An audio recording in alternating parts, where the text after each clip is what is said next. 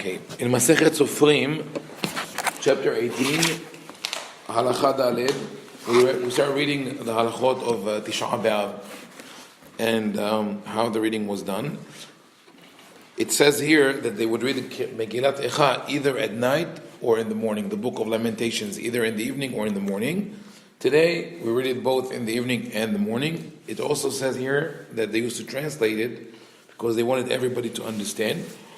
And then they added, "Uminadinu letargem la'am lanashim v'tinokot kol seder v'navi shel Shabbat le'achar kiryat haTorah." It would be appropriate to translate for the women and the children, because the women back then, not all of them were learned and were able to understand the Hebrew. They said it would be appropriate to have for the women and children, and also for the men who are not learned, the whole Torah reading and the Haftarah after the prayers. So not to burden the community. That's maybe an additional statement after they got rid of the practice of translating line by line the Torah reading.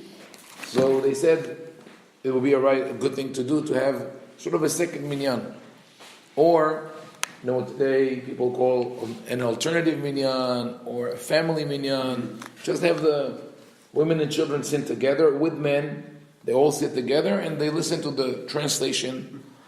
It's a more interactive or more relatable ritual. וזוהי שאמרו, בשבת מקדימים לבוא מאחרים לצאת. And that is why the sages said, on Shabbat you come early to the synagogue and you leave late.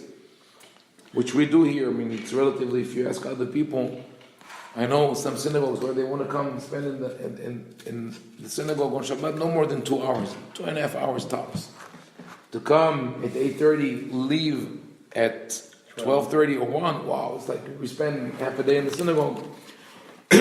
Why did they do that?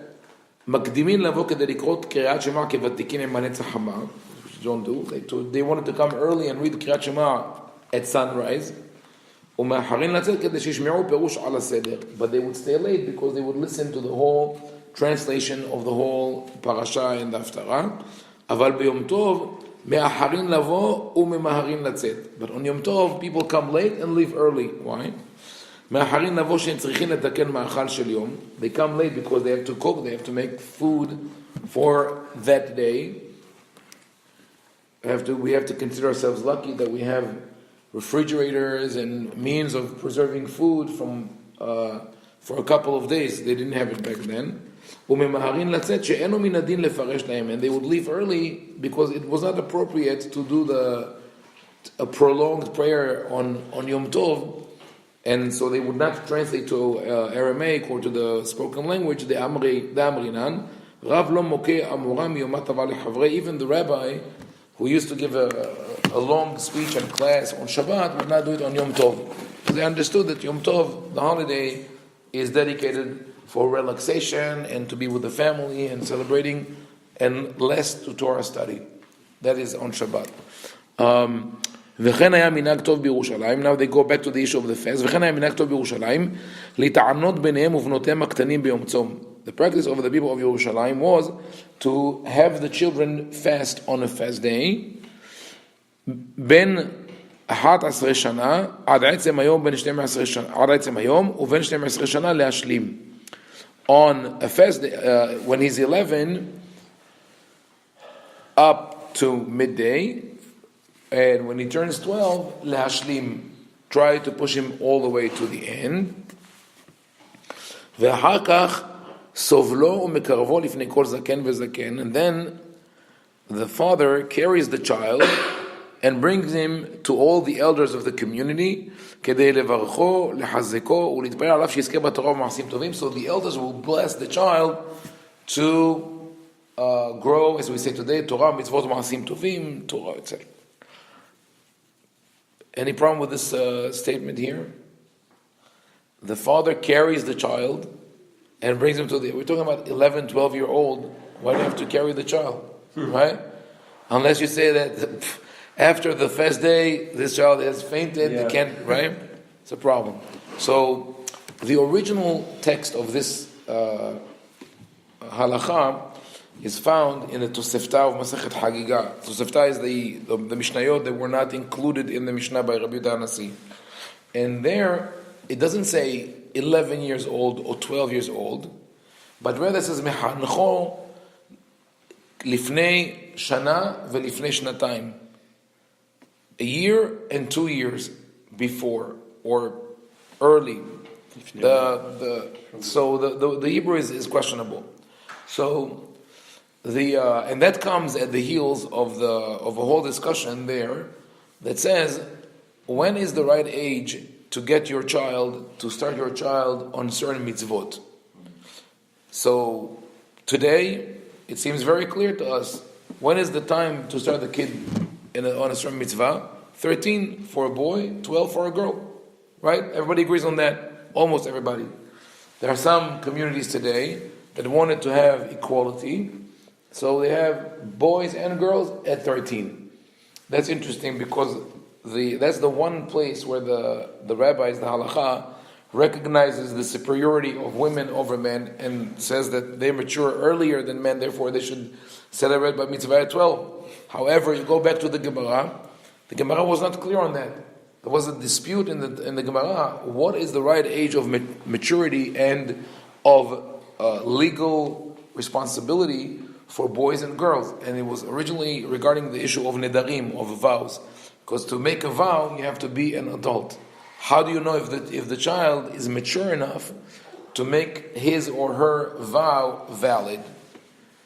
So they used to have a physical examination of puberty to see if they have pubic hairs, so very uncomfortable, very invasive, and at a certain point around the 1st century of the Common Era, the Roman Empire banned such examinations because it was common also in Roman law, and the Romans banned it. So now the Jews couldn't do it either. So they said, we're going to conduct a psychometric examination, have a discussion with the child and see if he understands or she understands what is the concept of a vow, because this is really something that you acquire with age. Kids, as they grow up, they can think more into the future, but at a younger age, they can only see what's immediately in front of them. The famous marshmallow test is about instant gratification. You give a kid a marshmallow and you say, if you don't eat it in 5 minutes, you'll get another one. Then you can test to see how far into the future they could reach, like wait and not eat this one. So the whole idea of vows is really long-term thinking. If I do this in a month, this is what happened to me in a year, right? So, so they used to conduct the test. Talk to the child and see if he understands or not. But that also is a problem. It becomes very subjective and very, not flexible. It's questionable. Maybe you misunderstood the child. Maybe it was the wrong mood at that time.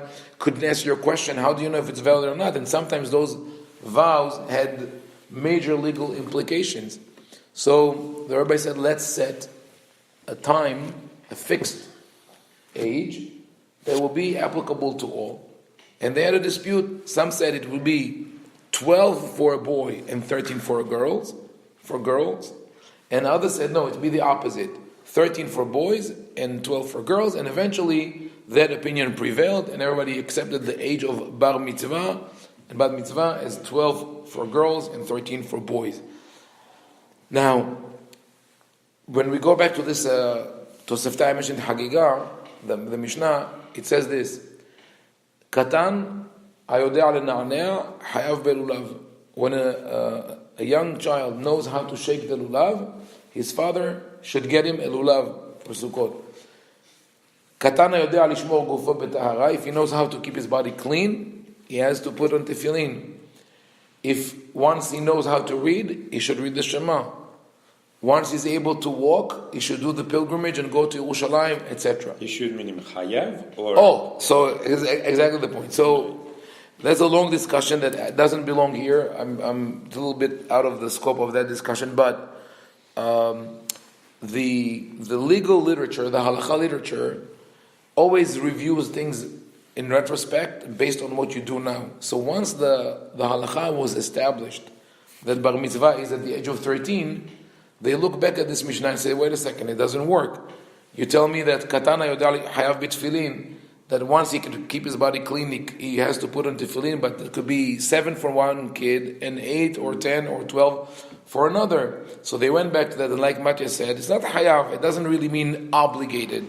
It means hayav midin hinuch, in order to educate the child and put him on the right track, then this is what you should do. But is there a chiyuv on the father? So they see it as a chiyuv on the father. It's the obligation of the father because of education.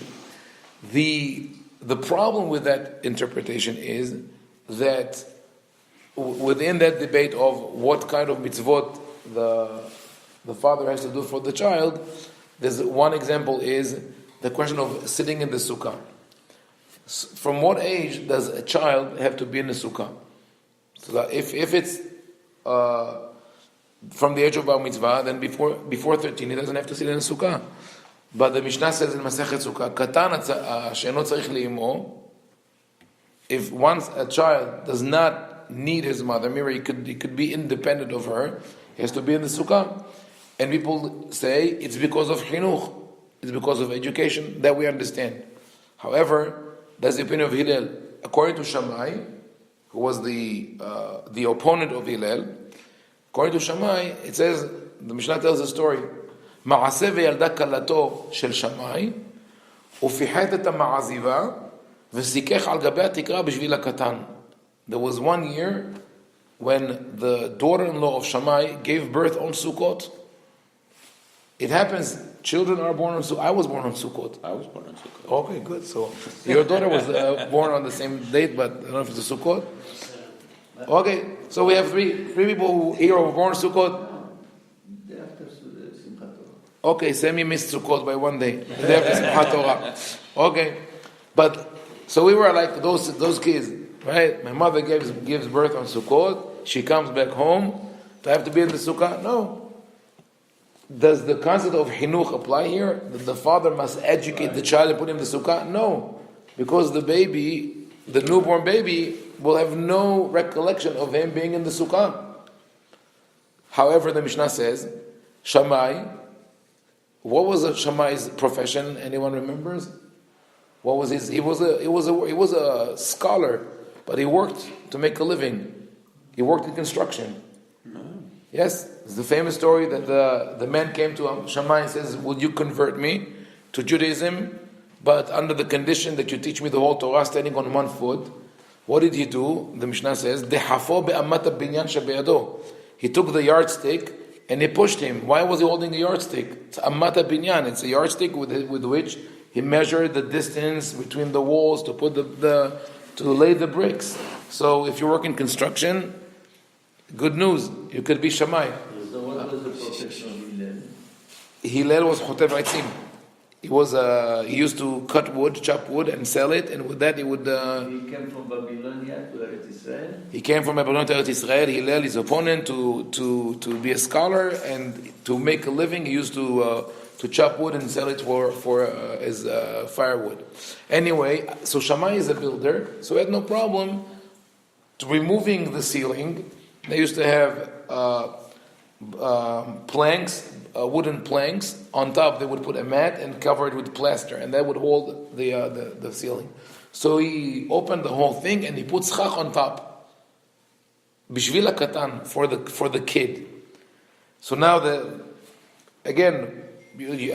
later generations look at that and they say, why would the kid need to be in the sukkah? We said that you only need to educate. It's an obligation for the father to educate the child, but the baby, the fetus, the newborn baby, is not ready yet to be educated, right? So they answered. That's the Gemara Masechet Sukkah. She had another kid, and that kid needed to be in the sukkah. He wanted to be near his mother. And therefore, he made it not for the newborn baby, but for the older brother. The problem with that interpretation, which is that if the older brother wanted to be with his mom, then he falls under the category of an independent a dependent child who doesn't have to be at the sukkah. So the right answer to why Shammai removed the ceiling, right, is that early Mishnah that says that when a child is ready for this, you have to do this, is not about education. It comes from the period of time in Jewish history, which we called ancient halacha, the pre-Mishnah halacha, where the concept was, whenever you're ready for a mitzvah, you're obligated. Sometimes you'll be ready at 1 year old, sometimes you're not going to be ready until you're 20. And indeed, if you look in the Torah never mentions the age of 13. The only age that is mentioned as a legal age is 20. Whether it's for the Leviim, or for the Kohanim, or for the chieftains, or for people who are counted in the census, 20 years. And it makes more sense. I think when you see a child come up, we know that they go through puberty and maturity, and they change a lot. But when you have a child delivering bar mitzvah speech and speaking about his life history and achievement, you say, okay, you could wait a couple of years. There's with all due respect, we respect your journey, but before the age of 20, it's hard to see that kind of maturity. So at that time, the halacha was whenever you're ready, you do it, and the debate was only what is the definition of readiness. So between Hillel and Shammai, there was this dispute. Hillel said readiness has to be with the consent of a child. He has to be able to participate somehow in it. Shammai said, I agree with that, but there are certain things that you could do to the child. You don't need his participation. For example, when the mitzvah is to be in the sukkah, I can bring him into the sukkah. I don't need him to read anything or recite anything. So that counts as participation in the mitzvah. They have the same dispute. That's how we know that. They have the same dispute about the pilgrimage. That you have to go to Har Habayit, to the Temple Mount. So, in that, to Seftar and Hagigah, the different opinions of Hillel and Shammai are these. Hillel says, the pilgrimage is, they both agree that the pilgrimage is from the plain level in Yerushalayim, or the foot of the hill, up the mountain. So it's about half an hour walk with the crowds. And so up until that point, you could come with your family on a donkey, in a wagon, whatever. But that last half hour, you have to walk. So which child has to walk with his parent? Hillel says, Kol she'achol lirkav al kitfei aviv. If the kid could sit on the shoulders of his father, and because even that, not all kids can do that, not all parents could do that. I had enough hair pulled, by my children when I did that. So, if that is possible, so sorry, that's not Hillel. That's Shammai. Hillel says, "Kol she'achol le'ehoz beyado shel aviv." Hillel says he has to hold his father's hand and walk the distance. You see the difference between them? Hillel wants the kid to be active. Shammai says if he's passive, it's okay. As long as he can sit on his father's shoulders, he's obligated. So now we go back to the issue of the fast day. The fast day, the original intention of the Mishnah, when it says that you fast early, a year, 2 years, meant, and that's Shammai, the one who imposes on the children, even though they are passive. Shammai believes that you could make the children fast even when they are a year or 2 old. That's too much, Rabbi. I know, we don't do it today. That's why we don't rule like Shammai. Shammai was a little harsh. He said, listen, if I could live without food and drink for a day, children could also. Unfortunately, we hear about cases like this today in the news. We hear when there are tragic instances where parents starve their children. So, Haz v'shalom, Shammai was not in this category, but coming from his religious point of view, he thought that is appropriate. So, they would make the children fast. It says, Ad etzem hayom, when they were 1 year old, they would deprive them from food until midday, and when they were 2 years old, lehashlim, until the point where the kid couldn't take it anymore. Now you understand why he says ve'achar kach sovlo umekaravo lifnei kol zaken vezaken. Then you carry the child. You're dealing with the baby 1 year, 2 years old. Later on, coming from the point of view of no, only bar mitzvah is an obligation. They, like you said, they reverse engineered the text to say not a year or two old, but a year or two before the bar mitzvah. So now it becomes 11 and 12 for a boy, 10 and 11 for a girl, and that's what we do today. And even with that case, I always tell children in the synagogue and to my children as well, don't push yourself. You're not obligated until you're 13. And I tell it also to adults. You have to have in mind, when we're far away from the fast, actually, Yudayim Tammuz is almost around the corner, but people have to remember, on a fast day, the intention is what counts. Even on Yom Kippur, God, Haz v'Shalom, does not want anyone to be in a life-threatening situation. So when in doubt, you have to drink a little bit, you have to eat something that is a nutritious energy bar.